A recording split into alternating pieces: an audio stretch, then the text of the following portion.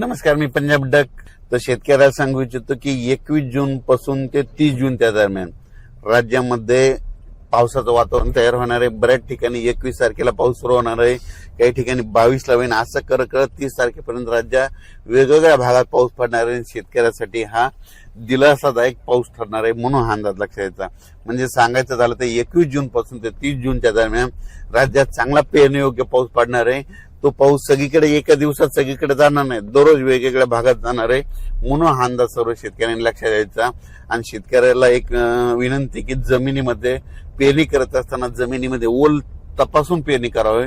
कारण की 4 बोट 6 बोट वर जर तुम्ही पेरणी केली तर ती तुमची पेरणी खराब होऊ शकते. म्हणून पेरणी करत असताना जमिनीतील सगळ्यात महत्वाचा ओल तपासणं.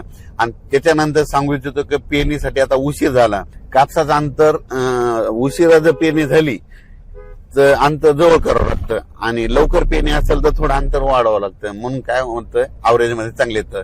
पण कोणतीही पेरणी करत असताना उशिरा झाली तर त्याचं अंतर कमीच करावं लागणार आहे, कारण की उशिरा पेरणी केल्यामुळे वाढ होत नसते. म्हणून हे लक्षात यायचं. आणि होईल तिथपर्यंत लवकर येणाऱ्या जाती करा, पांढऱ्या फुलाच्या करा, लवकर येणाऱ्या करा. कारण की लवकर येणाऱ्या मध्येच काहीतरी खरं आहे ना, उशिरा येणाऱ्याचे काही खरं नाही. म्हणून होईल तिथपर्यंत लवकर येणाऱ्या जाती करा.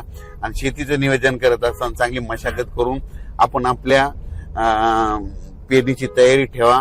पाऊस पडल्याच्या नंतर जमिनीवर ओल तपासा, असं करीत करीत नियोजन करून तुम्ही शेतकऱ्यांनी पेरणीची तयारी ठेवा. परत एक शेतकऱ्याला सांगू इच्छितो की यावर्षी दरवर्षी मी म्हणतो ना, जूनच्या शेवटच्या आठवड्यातच पेरणी होणार आहे. मी पहिल्यापासून सांगतो की निसर्गच 22 दिवस पुढे सरकला आहे, पण याकडे कोणी दुर्लक्ष करतं. लोक जे अंदाज देत असताना निसर्ग कोणी लक्षात देईना.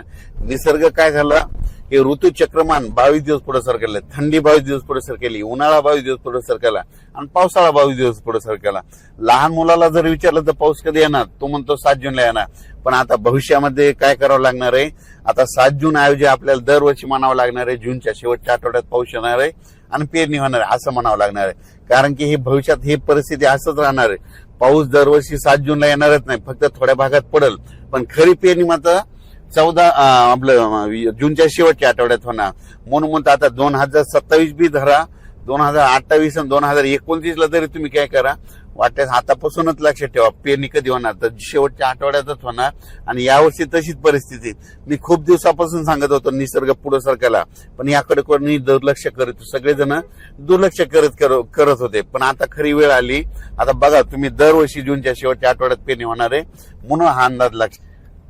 एलनिनो बद्दल सांगायचं झालं तर एलनिनो असो या नसो, दरवर्षी आपल्या महाराष्ट्रामध्ये भारतामध्ये पाऊस येतो तर येतोच, ही गोष्ट लक्षात घ्यायची. तर तुम्ही बघायचं झालं तर बघा, आता 21 तारखेपासून पुन्हा पाऊस सुरू झाला की हे सगळं बंद होतं, एलनिनो बंद होतं, सगळंच बंद होतं. म्हणून शेतकऱ्याला सांगू इच्छितो, आपल्या भारताला 2 समुद्र आहेत, एक अरबी समुद्र, बंगालच्या खाडीचा समुद्र. अरबी समुद्रामधून जरी पाऊस नाही आला तर शेतकऱ्यांनी एक तारीख लक्षात घ्या, 20 सप्टेंबर एक कॅलेंडर मध्ये लिहून ठेवा. 20 सप्टेंबरला एक पाऊस येणार आणि शिवाय शेतकऱ्याची ज्वारीची पेरणी करून देणार. म्हणून हे गणित लक्षात घ्यायचं. म्हणून म्हणतो एलनिनो असं नसो, दरवर्षी आपल्या महाराष्ट्रात पाऊस येणार हे निश्चित. एलनिनो तुम्हाला सांगू इच्छितो 15-20 वर्षामध्ये कधीतरी एकदा उद्भवत असतो. दरवर्षी समुद्राचं तापमान सारखं नसतं.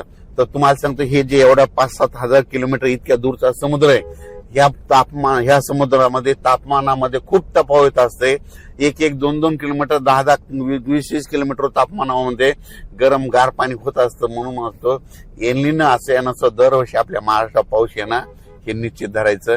यावर्षी देखील येणार आहे, फक्त जेमतेम पडणार आहे, सरासरी इतका पडणार आहे, पण परत तिथं पाऊस जास्त पडणार आहे. म्हणून हा अंदाज लक्षात घ्यायचा.